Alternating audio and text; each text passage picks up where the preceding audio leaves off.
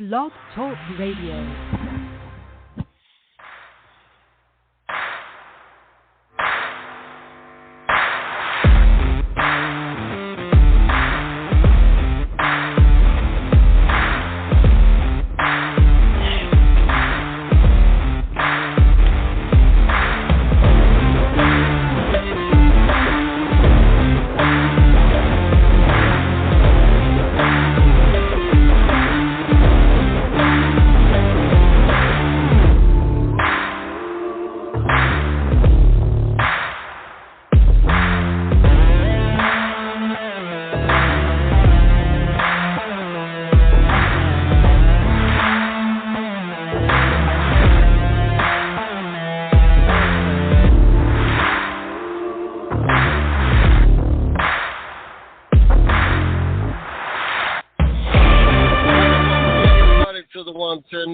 Sports Show. I'm your host, Mr. CJ Sports. You can follow me at Mr. CJ Sports. You can follow the 110 Nation at 110 Nation.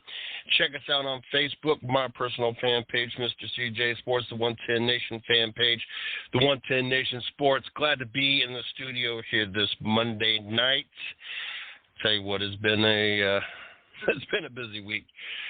A lot of moves in the NFL, and I'm gonna do my best to tackle all these moves that have happened in just this quick week alone.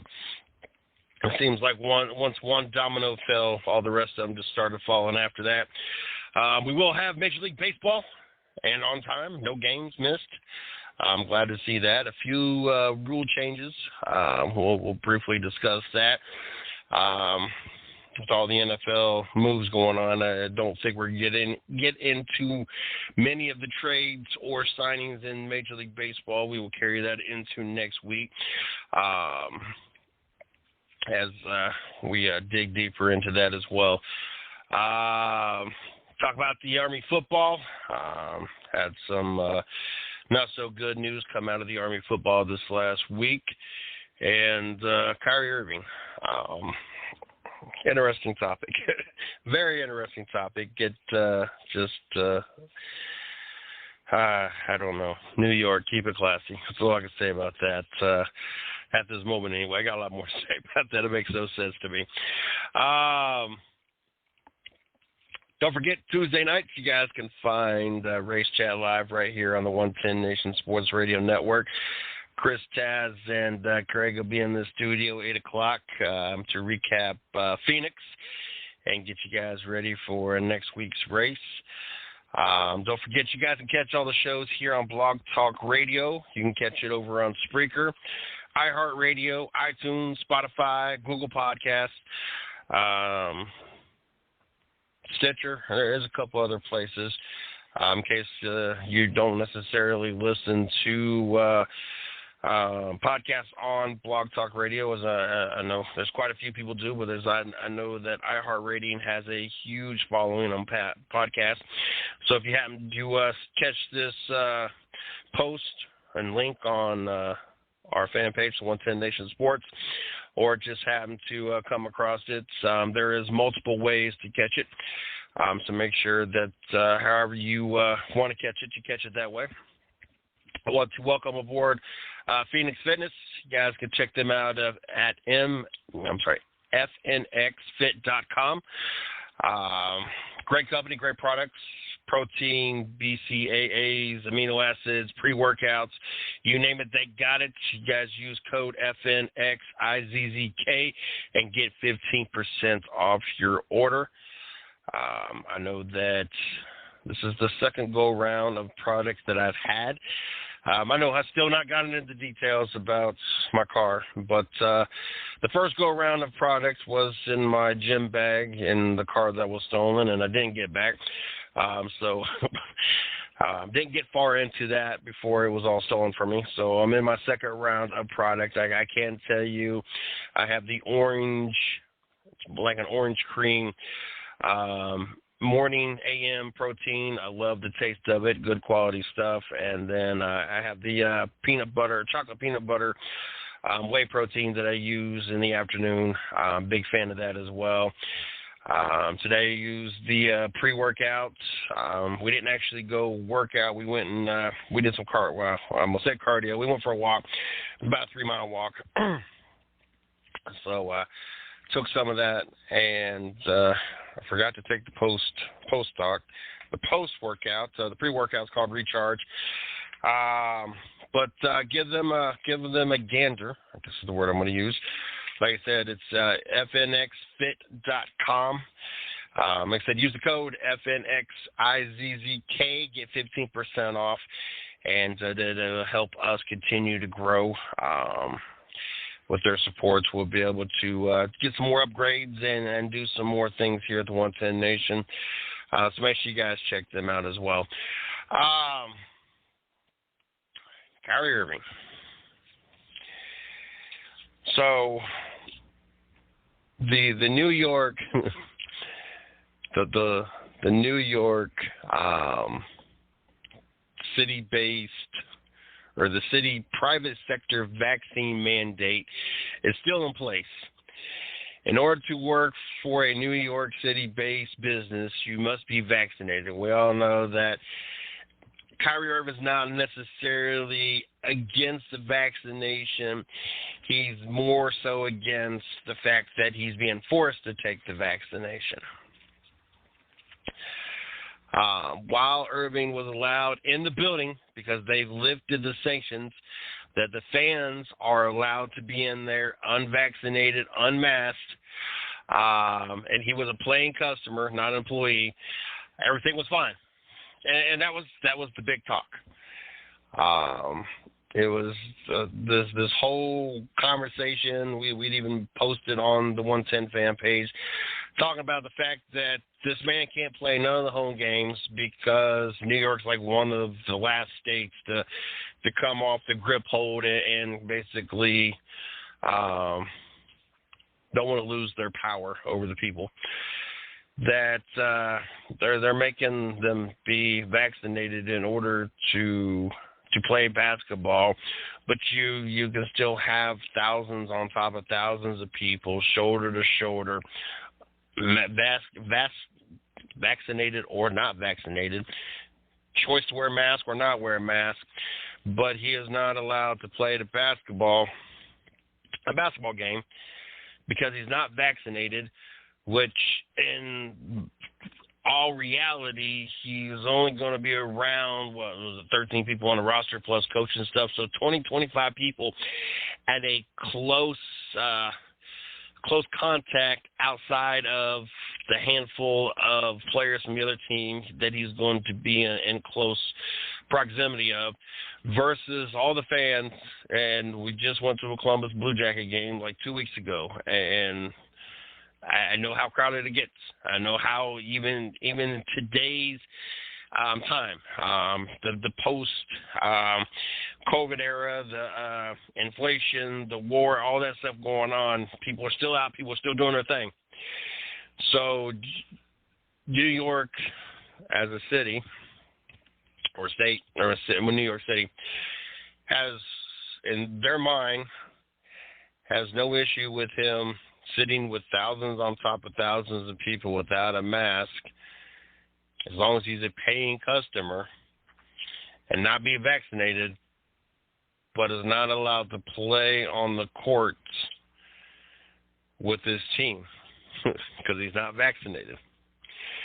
Well, where the plot twist there is the fact that halftime he decided to go into the locker room. I don't know for what reason. I don't know if it was for a pep talk, say hey to the guys, use the bathroom. I don't know what he went in there for. But because he entered the locker room, therefore he violated the mandate, and he technically crossed over into the workplace environment, which is now resulted in the Brooklyn Nets getting a $50,000 fine. I'm kind of confused by all this. So, unvaccinated Kyrie Irving could have been with tens of thousands of people,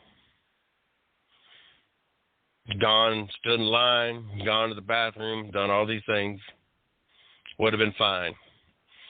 But because he went into the locker room where there's a limited amount of people, that means there's plenty of space in between most of these people. I'm not saying they kept their distance, but there's plenty of space. Now you're going to charge the team $50,000.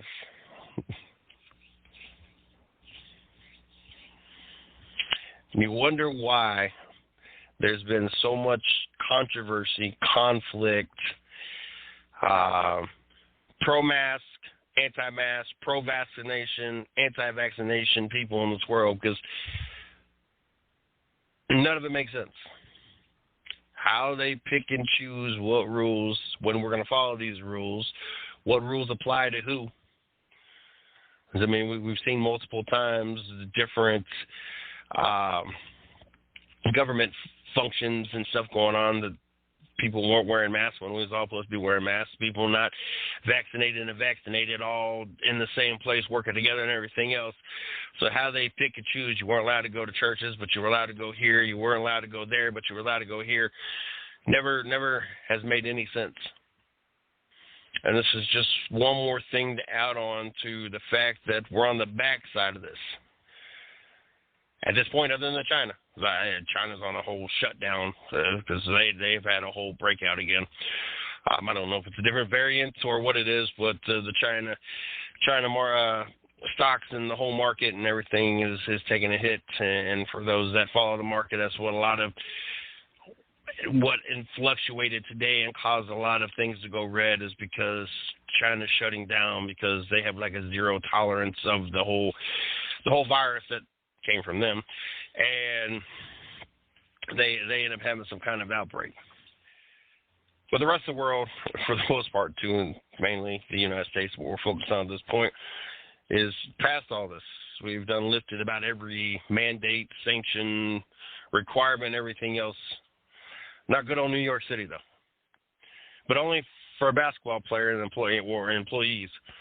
Now, we can have tens of thousands of people all packed like sardines into a stadium or an arena, but you can't have one of those people actually playing a sport or that violates a whole different set of rules that makes no sense. The Army football team. While in Florida during spring break, 2 members of the Army's football program were hospitalized after a drug-related incident at a Florida vacation home. According to South Florida Sun Sentinel, an Army player was among 6 people who were found unconscious and then were hospitalized after overdosing on fentanyl-laced cocaine. 2 of the 6 individuals who overdosed are confirmed students at the U.S. Military Academy, while another Army football player was at the house that was unharmed. As of Friday, 2 individuals remain in critical condition and on ventilators, while 3 are in stable condition. 1 has been released. After using the drug, 2 individuals in the house suffered cardiac arrest. 2 others had enough fentanyl in their system to cause an overdose, but mouth-to-mouth was performed to attempt to revive these students.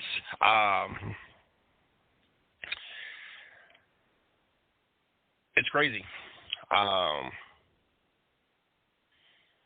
You would think a military-based school, this wouldn't be an issue. It wasn't until the Fayetteville Observer. It was the newspaper for the Fayetteville area right there, Fort Bragg. Until they published talking about the heroin problem that was going on Fort Bragg. And this was after I was out of the military. I had no clue. It's just one of those things you wouldn't think, especially knowing that there's drug tests. I couldn't tell you how many times that I had to get tested while I was in the military. I knew a couple people that had gotten discharged for getting caught with weed, but it wasn't one of those things that, You just thought you had a few that didn't care and just smoked weed and that was it. Didn't have any idea that to the extent it was such a pandemic when it comes to the military, and more so Fort Bragg, since I was right there. I know that there for the longest time while I was in, you could have gotten Percocet for pretty much anything. It was kind of their fix-all prescription that they would hand out. And from life's experience, I know that once you got hooked on that, and it became harder because then, of course, the military cracked down and made it less accessible, and getting those prescriptions were becoming more and more difficult. You had to find alternative things to take care of now the addiction that you had to these pills.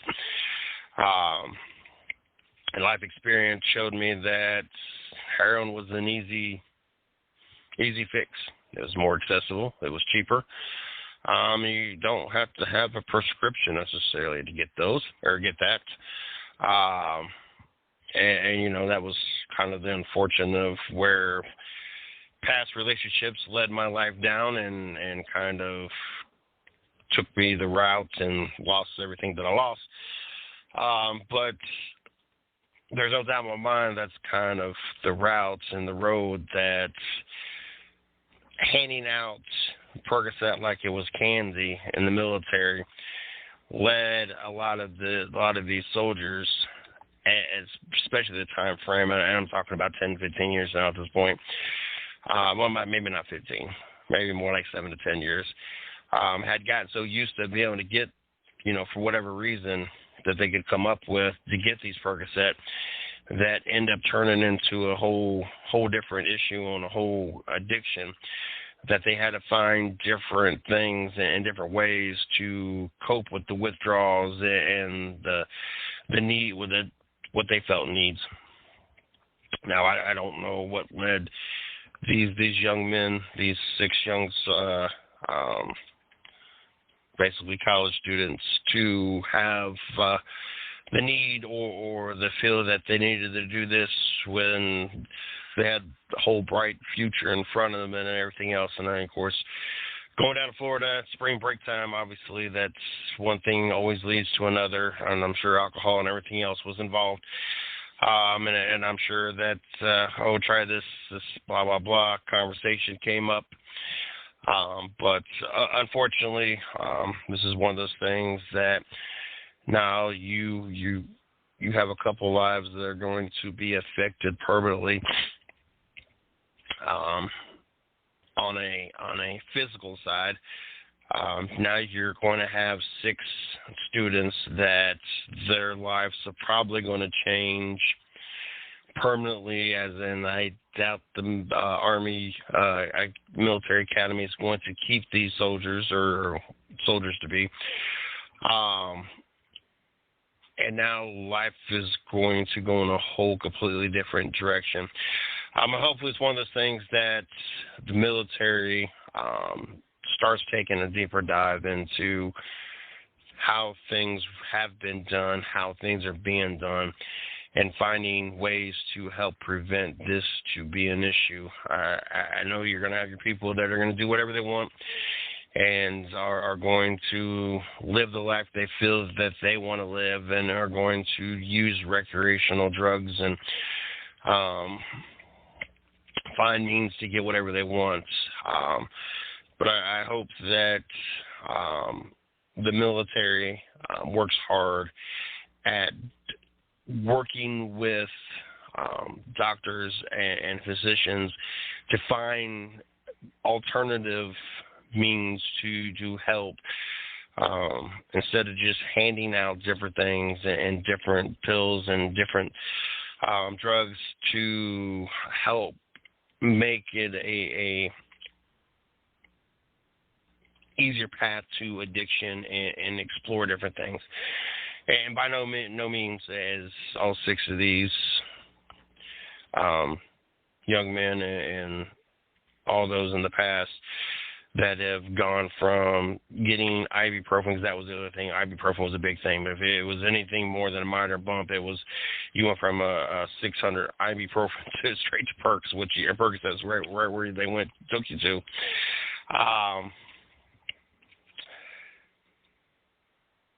There's no excuse or no, they knew what they were doing.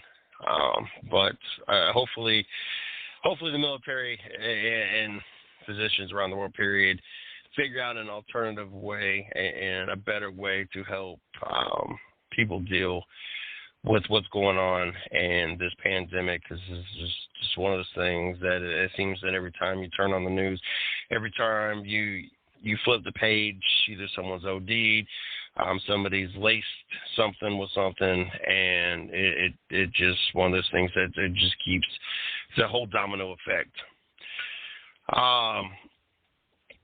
The NFL this week, crazy week.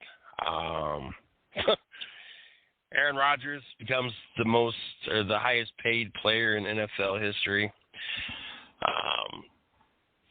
Tom Brady, how his retirement was shorter than the Major League Baseball lockout, as Tom Brady's back for another year. Kirk Cousins, I tell you what, this man finds a way to get paid year after year after year. Another fully guaranteed extension for a guy that's nothing more than a 500 quarterback, $231 million over his career. Just insane. Khalil Mack getting traded. Carson Wentz, Russell Wilson, just the insanity of, and that's not even all. It's not even all the trades and movement that went on the NFL. So let's jump into all these. Tom Brady, like I said, retired 40 days. Major League Baseball lockout was 99 days.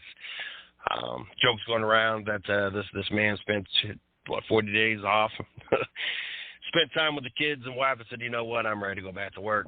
The past 2 months, I've realized my place is still in the field and not in the stands.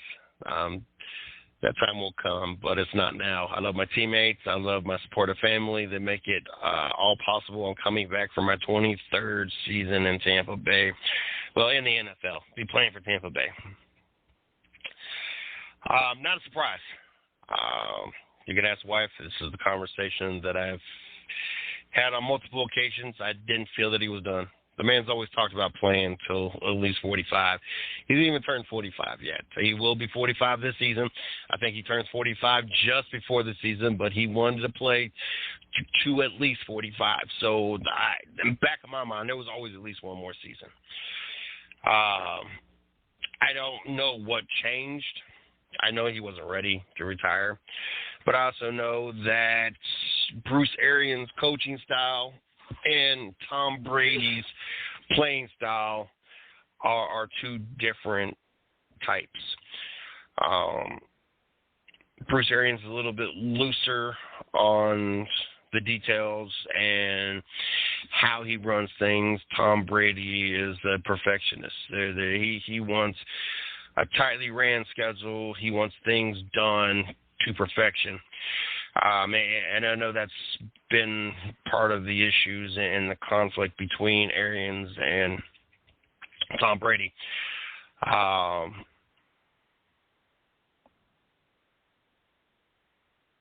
No AB. I'm going to assume that I know there's a lot of talk this offseason. Seemed like there was a lot of bromance going on between Gronkowski and Joe Burrows, but I think that at the end of the day, Gronkowski is going to go with a winning quarterback, not a quarterback that falls short. So I'm assuming that he is going to, if he decides to play another year of football himself, it's going to be in Tampa Bay. I mean, at the end of the day, let's be real about a couple things. One, Tom Brady, Joe Burrow. I don't even think that's even really much of a debate or discussion. Well, let's also talk about the weather. As much as I love being in the great state of Ohio, and as much as I love the fact that I can always put enough on, I can never take enough off. When you're out there playing football and you have a choice of playing hot, sunny weather most of the time, or playing in either wet, rainy weather or cold, snowy weather, I think that beautiful Florida weather would win every time when you're out there playing football. Just my opinion. So I just don't see Gronkowski going anywhere else. I think that, he came out of retirement to play with Tom Brady and make another run, Super Bowl run, as of course they won the first Super Bowl, got knocked out of the playoffs last year. I just can't see him deciding, I'm going to go play for the Cincinnati team that in the history of the sport, no quarterback's ever gone, that's loss has ever gone back. So I can't see you taking that chance. Or I think it was the first time quarterback, or I forget what the stat was.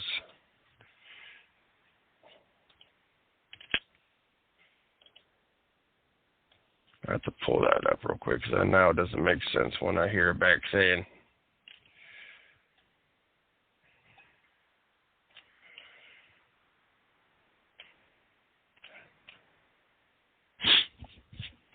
I will find it. But let me continue on. I'll work on finding it while we're talking here. How about being that guy? Yeah, that guy that bought what was supposed to be Tom Brady's last the football that he threw his last touchdown for $518,000. Imagine you outbidding everybody, saying I have Tom Brady's last TD ball right here, $518,000. I'm gonna shell it out. That's one of a kind. That's a collector's item. That's something that is going to go in the case. That's going to be put up, and that's going to be a prized possession. Tom Brady fan, NFL fan of just the sport, period. It don't matter who you were. I don't care if you hated the man. That just what he has done in the sports. You have to at least appreciate the value of that football and what Tom Brady has done for the sport. And then you find out the next day that Tom Brady is coming out of retirement, and you know what? You just bought a ball for $518,000 that is really, really not even worth $518,000 at this point. What would be great, and I doubt it would ever happen, but what would be great is if Tom Brady does a solid. It's not like Tom Brady has not ever done a solid, but if Tom Brady did a solid and said, you know what, either A, I will buy that ball back or ball from you, so you're now not paying $518,000 for a ball that is really worthless at this point. Well, I'm not going to say worthless, but not worth no $518,000. Or I will swap you for the last TD pass. I will make sure that I get that ball, and I will swap you out. That would be something that would show some true class. Not that I think anybody would think anything less of Tom Brady, and by the time Tom Brady retires and we get to that last touchdown pass, will it be a thing of the past, and other than maybe in a meme, it be brought up, it's not something that I feel that is just going to be something, oh yeah, remember so-and-so, he bought that ball. I just don't think anybody's going to be thinking about that really at that point in time. But it would be cool to it come out that Tom Brady swapped out the ball, bought the ball back, and added to his collection. As this collector decided to spend all this money on a ball that now is not holding any value at this point, because the day after Tom Brady says, you know what, I'm not done. Khalil Mack got traded from the Chicago Bears, six-time Pro Bowler. is now a Los Angeles Charger. He got traded for a 2022 second-round pick and a sixth-round selection in 2023. Chargers will also take on Mac's entire contract, which has 3 years remaining and pays out $17.5 million this year, $22.9 million next year, and $23.25 million in 24. Tell you what, the value of Khalil Mack has gone down. And there's been a lot of, look, we got Khalil Mack and Bosa together.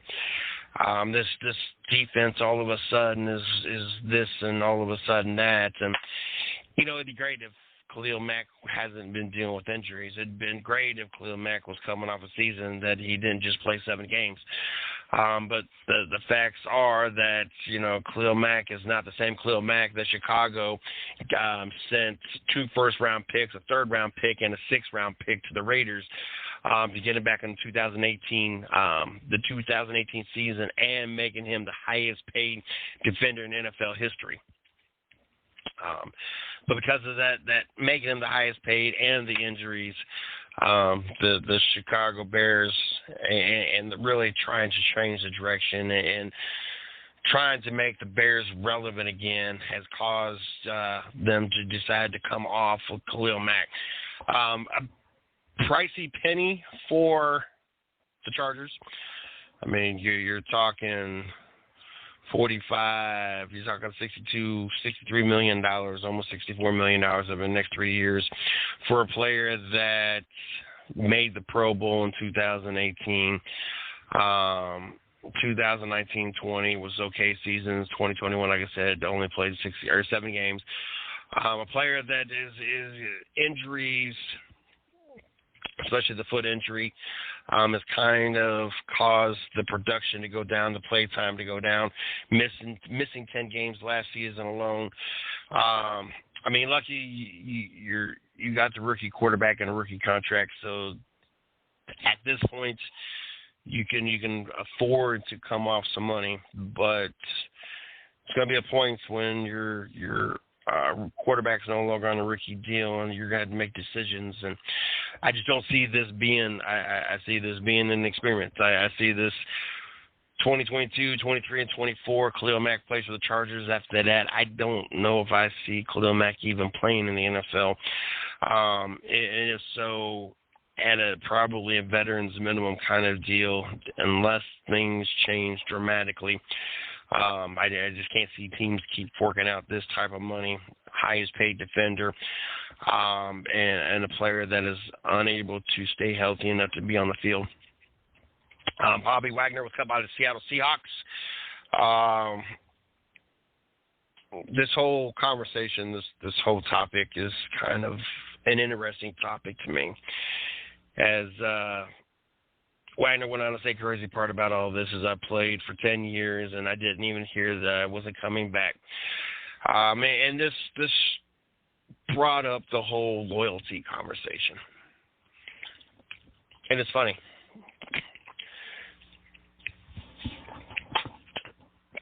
Because that's the first thing that everybody wants to throw up every time when a player gets cut or traded is where is the loyalty? Where is the loyalty to these owners? And they expect these players to stay loyal and everything else.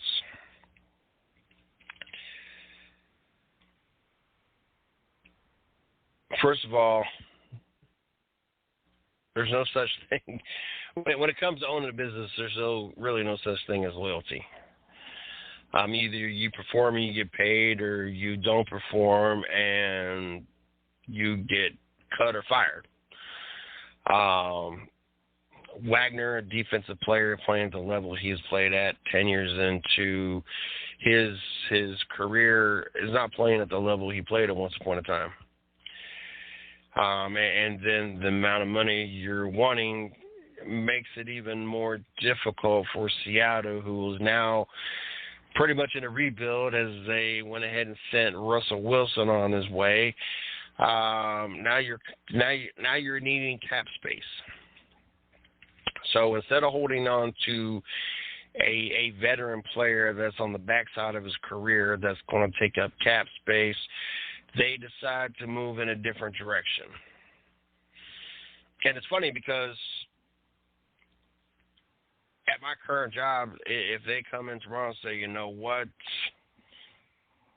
you're not performing to the level we need you to perform. You're not performing to our expectations. You're on, you're not a value to this organization. Can let me go, and nobody's going to yell and scream and cry that they're not loyal to me. Just like I can put in my notice and work out my notice, basically my contract, and nobody's going to cry, fuss, or moan about loyalty. See, what's funny is the loyalty is fine.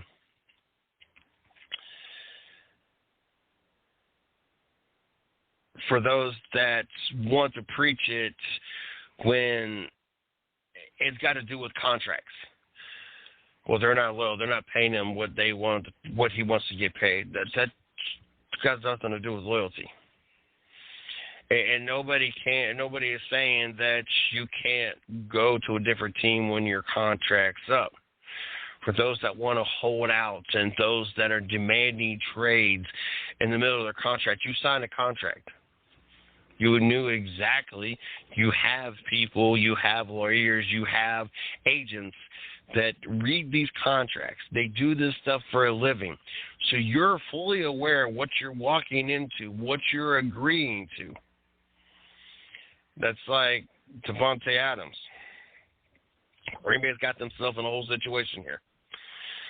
Because the fact that you decided, I don't know why, we've had this conversation before, that you're going to pay Aaron Rodgers to be the highest paid player in the history of the sport.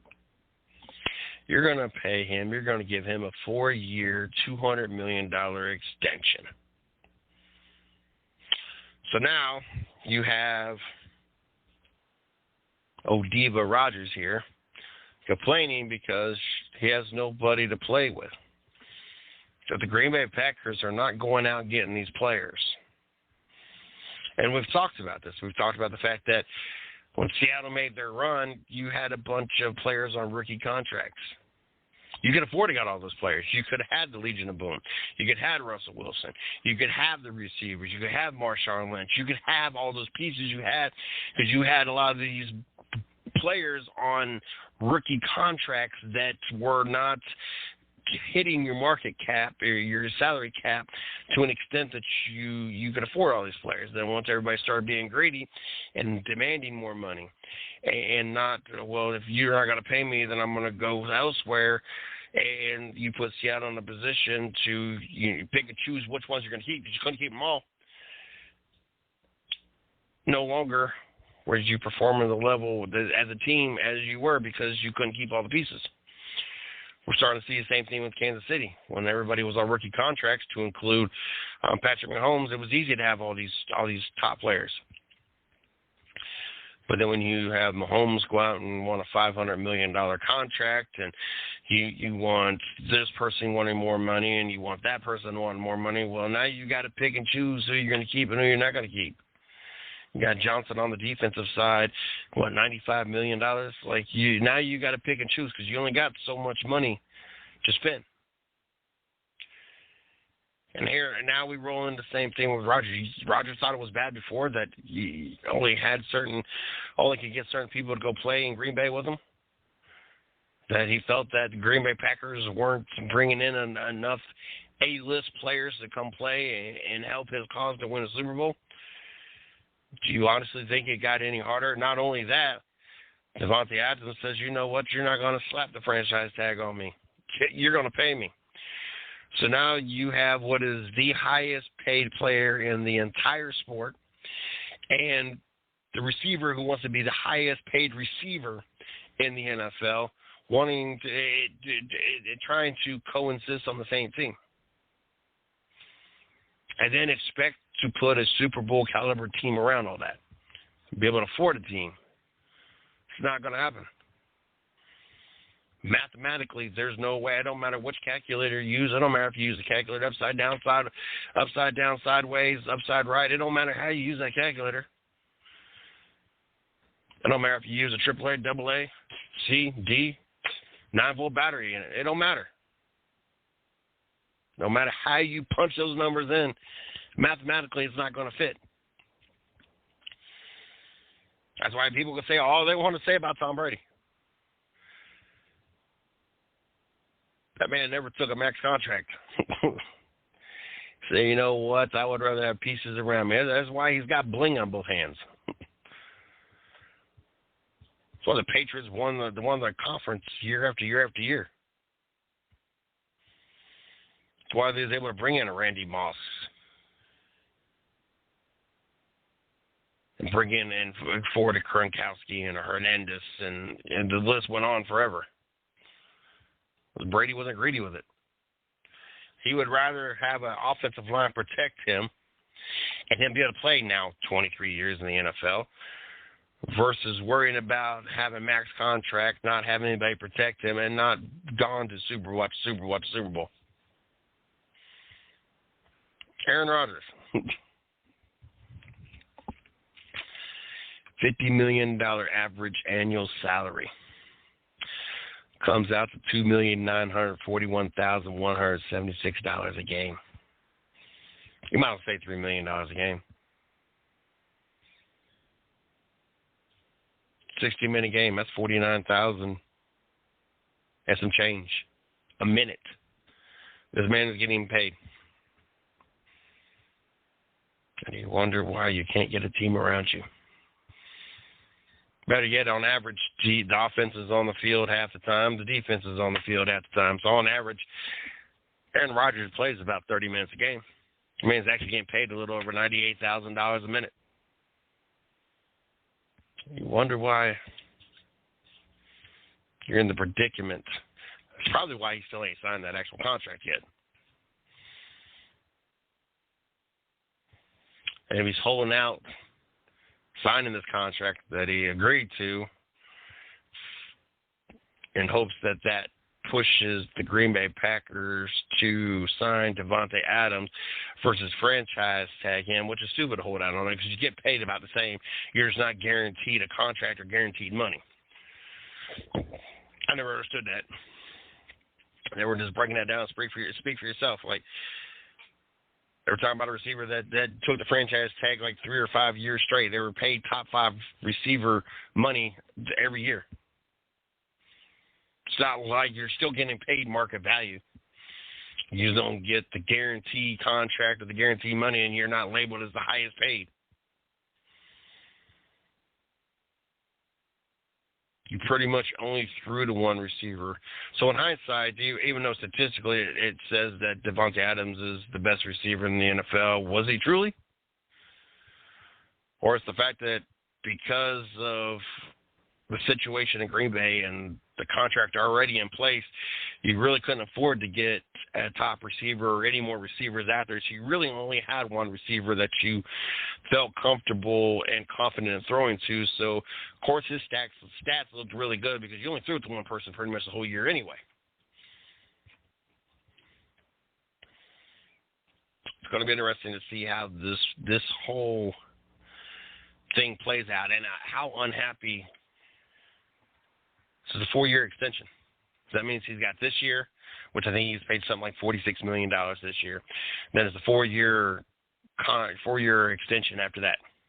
So he's at least be Green Bay for the next 5 years,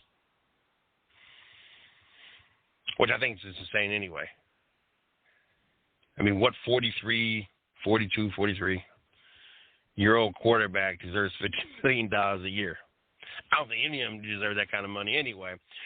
But you got a lot. You're putting a lot of faith in this man is going to be able to play at a $50 million a year level at 47 years old.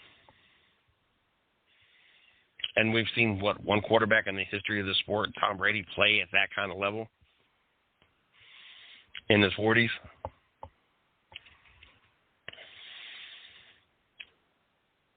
Kind of curious to see how long it takes the fans to get tired of hearing the crying and the nagging of Aaron Rodgers and not having a team and not having receivers when you blocked up.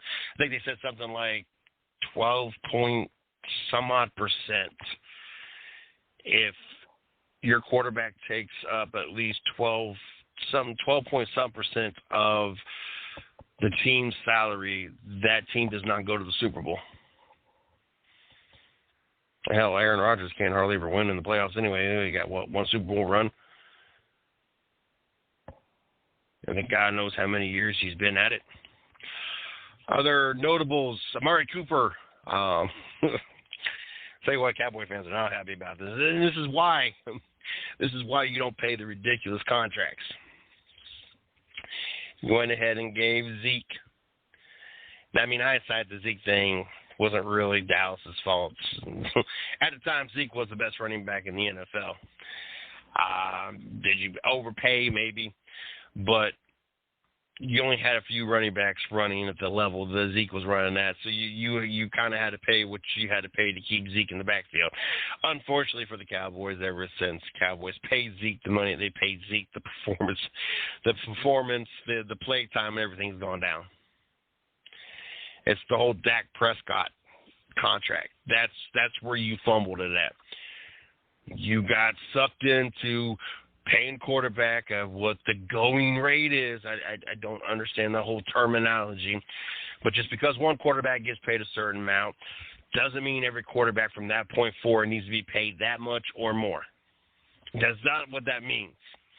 Just because you have one team owner, one general manager, one head coach, whoever, decides to overpay for a quarterback or feel that their quarterback is deserving of this money or loyal to this money, that we're going to pay him this money, does not mean that from that point forward, well, the next contract's got to match that to be better. Well, the next quarterback contract's got to match that to be better.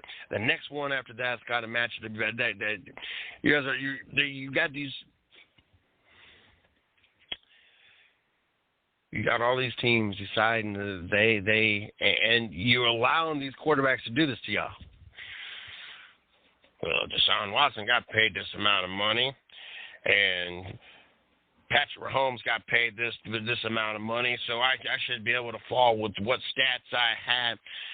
You base it off stats of a bunch of games. You won like 3 games, and most of the yards and touchdowns that Dak had before his injury was circled around garbage time yards and touchdowns. I know he accumulated a lot of yards on Cleveland after he was up by 4 touchdowns.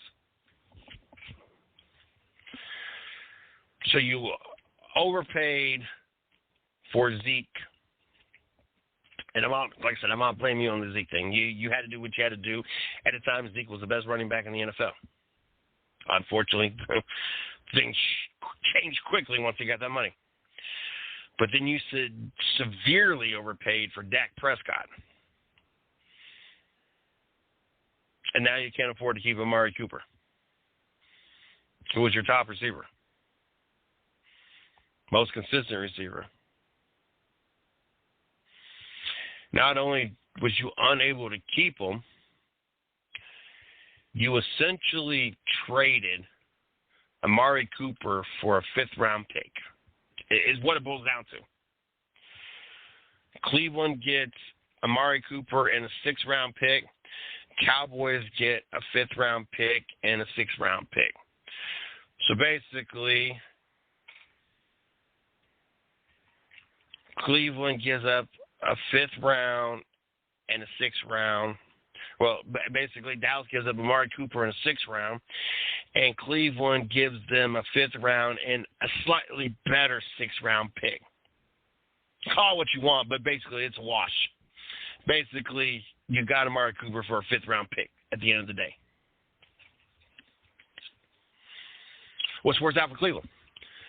Because no OBJ, and Cleveland says we're not paying, and we're not changing the contract with Landry, who was due $16.6 million cap this year, no guaranteed money. Left on the final year, so Cleveland said if you want to go pursue trade opportunities or whatever, we'll let you go do that, and went ahead and let Jarvis Landry go on his way.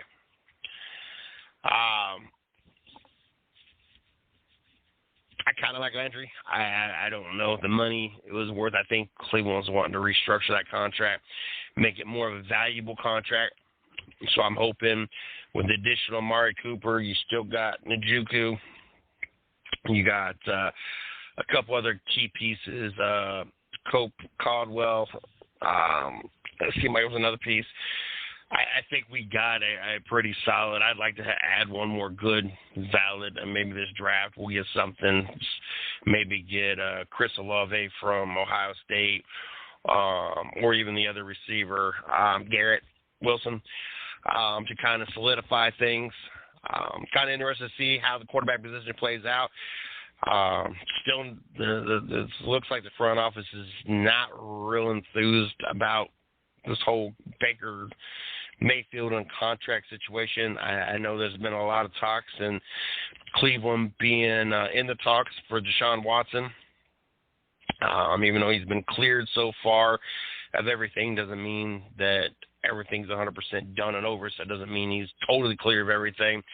And it doesn't mean Cleveland has enough to give up for Amari Cooper, for Deshaun Watson, or is willing to give up as much as needed.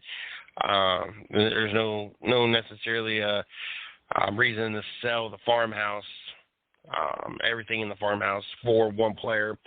It kind of defeats everything you build on. Worst case scenario, you go ahead and use Baker Mayfield as last year of this contract, and then you look into the next year's draft. As next year's draft, the quarterback quality gets a lot better. This year, you're kind of stuck in the position you are. It's either you use Baker Mayfield this year or you find another quarterback this year. You don't really want to draft the garbage. Garbage is coming out this year, because there ain't really nothing coming out. Kirk Cousins, like I said, he got a 1-year, $35 million fully guaranteed extension. He has now signed 3 fully guaranteed contracts with the Vikings, and his $158.9 million in earnings between 2016 and 2021 are the most by any player in the NFL over that period. By the end of 2023 season, he will have earned $23.7 million. I tell you what, I wish I could be a 500 at best person in life and get paid $23.7 million. Regular season wise, Kirk Cousins is 59-2. I mean, you don't get much more than 500 than that. Playoffs, he's 1-2. It's a 66.9 completion percentage. Passing, 223 touchdowns, 91 interceptions. About as average you can get. And somehow this man finds a way to get paid. I don't know what the secret is. And this is one of those whole market value things, because you got to pay the value of where everybody's at and based on what is available. And unfortunately for the Minnesota Vikings, there's not a lot out there available. And so either you got to pay Kirk Cousins what market value is, and what is being determined by other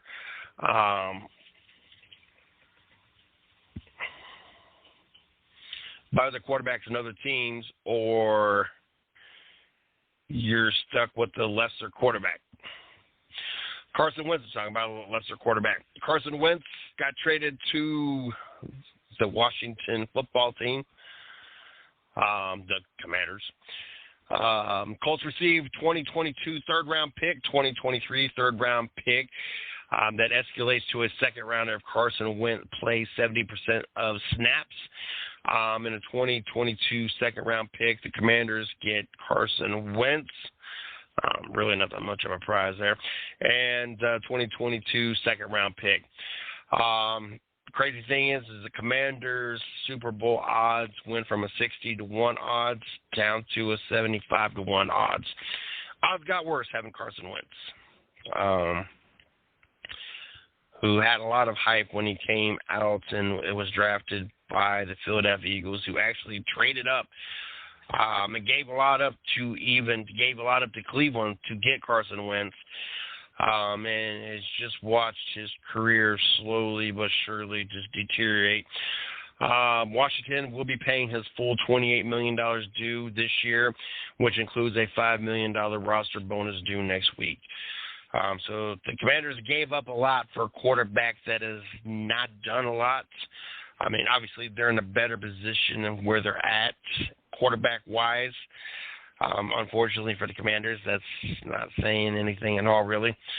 And fortunately for Carson Wentz, that gives him an opportunity to still get paid and still have a position in the NFL.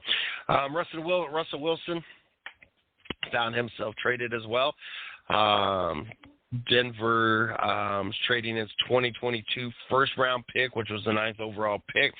Its 2023 first-round pick, its 2022 second-round pick, which is the 40th overall, and another second-round pick in 2023, and a 2022 fifth to acquire Wilson. The Broncos will also receive a 2022 fourth-round pick in return, and additionally, tight end Noah Fant is reportedly being sent to Seattle. It's crazy how all that works. It's funny reading these trades, and it's just like the Cleveland. We're going to give you Amari Cooper and a 6th-round pick. You're going to give us a 5th-round pick and a 6th-round pick.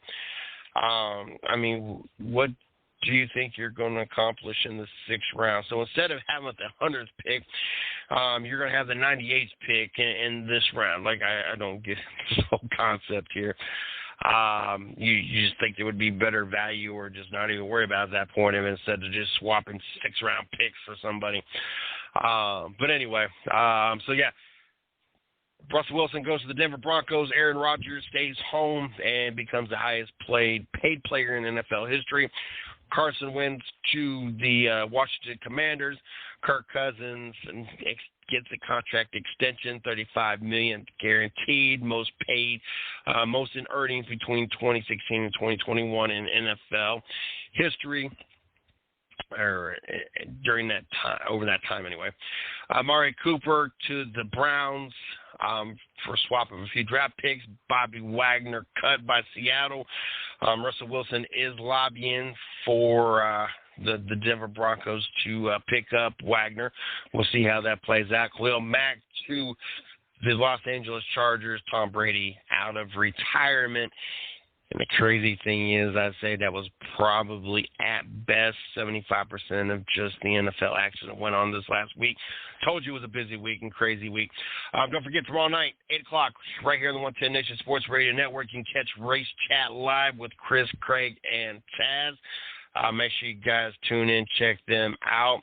Also, don't forget you guys can check out Phoenix Fitness over at fnxfit.com. Make sure you use code FNXIZZK, get 15% off, and get you guys some great quality products and get you guys ready for this summer. I will be back in the studio Monday night. We're going to get, I didn't even get into the daggone Major League Baseball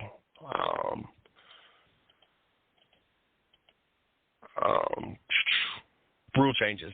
12-team expanded postseason. They've added more to it. Universal DH. In other words, American League and National League now will have DH hitters.